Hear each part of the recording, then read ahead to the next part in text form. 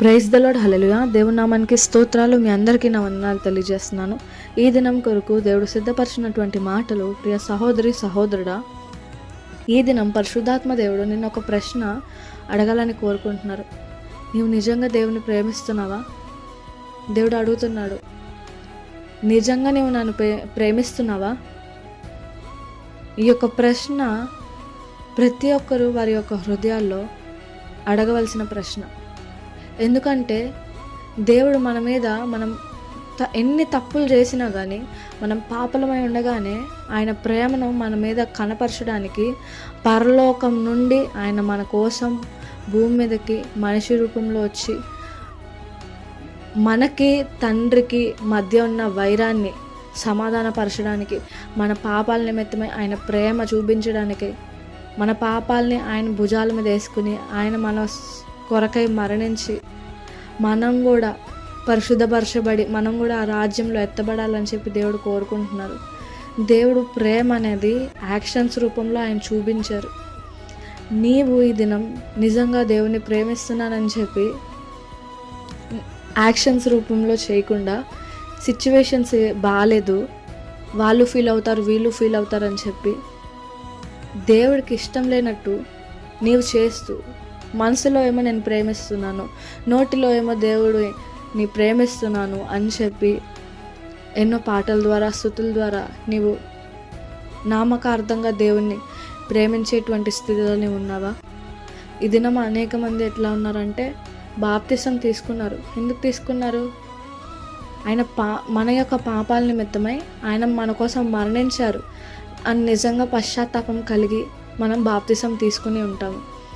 కానీ సమయం గడిచే కొద్దీ ఏంటంటే చర్చికి వెళ్ళాలనేది ఒక క్రమంలాగా మారిపోతుంది, ప్రార్థన చేయాలన్నది ఒక క్రమంలా మారిపోతుంది, నామకార్థంగా అటెండెన్స్ వేయించుకోవాలన్నట్టు వెళ్ళే స్థితిలోకి మనం వెళ్ళిపోతూ ఉంటాము. కానీ ఏంటంటే ఇప్పుడు బాప్తిసం తీసుకున్నావంటే దేవుడికి నీకు రిలేషన్ బిల్డ్ అవ్వడానికి అది ఫస్ట్ స్టెప్గా ఉంటుంది. కానీ ఇప్పుడు తర్వాత చర్చిలోకి వెళ్తూ నీ యొక్క ఆత్మీయ ఆహారాన్ని భుజిస్తూ ప్రార్థనలో దేవుడికి మాట్లాడుతూ వాక్యం ద్వారా ఆయన నీతో మాట్లాడుతూ మీ యొక్క రిలేషన్ బిల్డ్ చేసుకునే వ్యక్తులుగా మీరు ఉండాలి. అదే కానీ అనేక మంది ఎట్లా ఉన్నారంటే ఫస్ట్ స్టెప్లోనే ఆగిపోతున్నారు. తర్వాత రిలేషన్ ఏం అక్కర్లేదు, దేవుడు రక్షించాడు కదా చాలు అని చెప్పి అనుకుంటున్నారు. కానీ దేవుడు ఆయనకి నీ మీద అంత ప్రేమ ఉందో ఆయన చనిపోయి యాక్షన్స్ రూపంలో చూపించారు. అది నీవు కూడా నిన్ను నువ్వు ప్రశ్నించుకో. నువ్వు నిజంగా దేవుని ప్రేమిస్తున్నావా? మొదటి ఆజ్ఞ నీ పూర్ణ మనసుతో, నీ పూర్ణ ఆత్మతో, పూర్ణ శక్తితో దేవుణ్ణి ప్రేమించాలి. నీ యొక్క శక్తిని అంతా లోకంలో వ్యర్థపరిచి ఖాళీగా ఉన్న సమయంలో దేవుడికి సమయం ఇస్తున్నావా?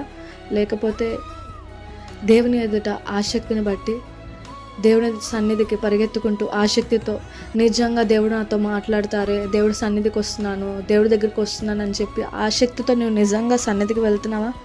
దేవుడితో టైం స్పెండ్ చేస్తున్నావా?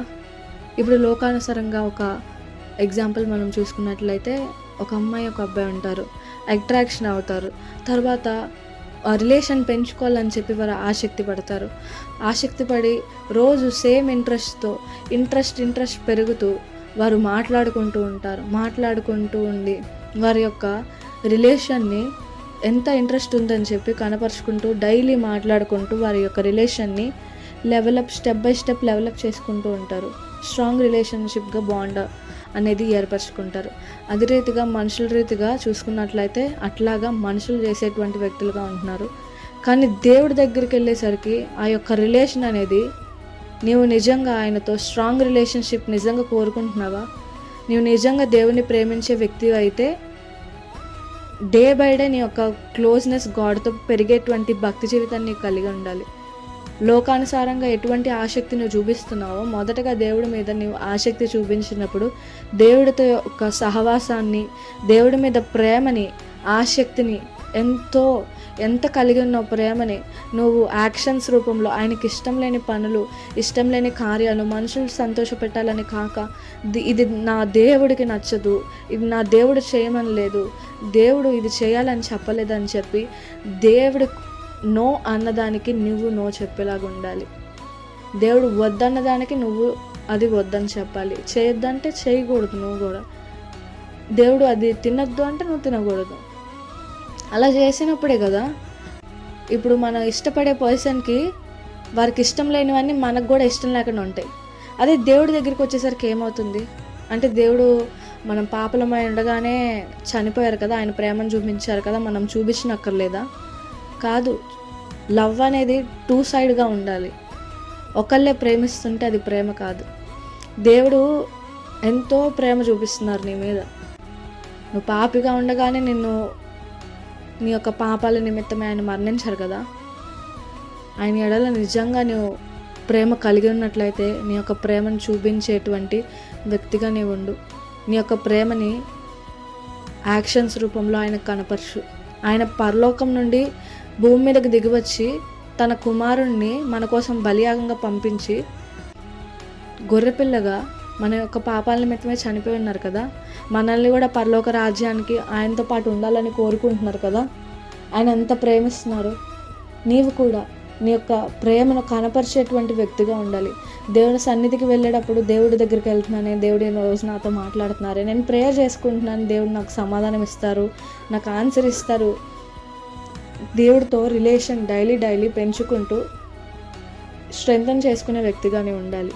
నీ యొక్క ప్రేమను ఈ దినం నుండైనా కానీ మనసులో ఉంచుకొనక క్రియారూపకంగా నీ యొక్క ప్రేమను కనపరచాలని చెప్పి పరిశుద్ధాత్మ దేవుడు మాట్లాడుతున్నారు.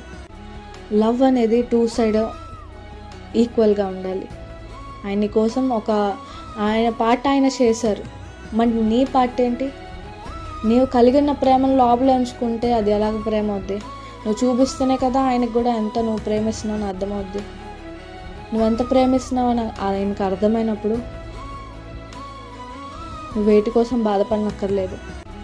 నా బిడ్డ నన్ను ఇంతగా ప్రేమిస్తుంది, నా బిడ్డకు కష్టం వచ్చినా కానీ నేను తట్టుకోలేను అని చెప్పి ఆయన నీ చుట్టుపక్కల ఉన్న పరిస్థితులన్నిటిని నమ్మలపరుస్తారు. ఈరోజు నుండి అయినా కానీ నీ యొక్క ప్రేమను యాక్షన్స్ రూపంలో కనపరిచి దేవునితో strong relationship day by day దేవుని సన్నిధికి వెళ్ళేటప్పుడు బహు ఆసక్తితో బహు ప్రేమతో నీవు దేవుని సన్నిధికి వెళ్ళి ఆయనతో స్ట్రాంగ్ రిలేషన్షిప్ బిల్డ్ చేసుకోవాలి. అట్టి కృప దేవుడు మీకు దయచేయను గాక. ఆమేన్.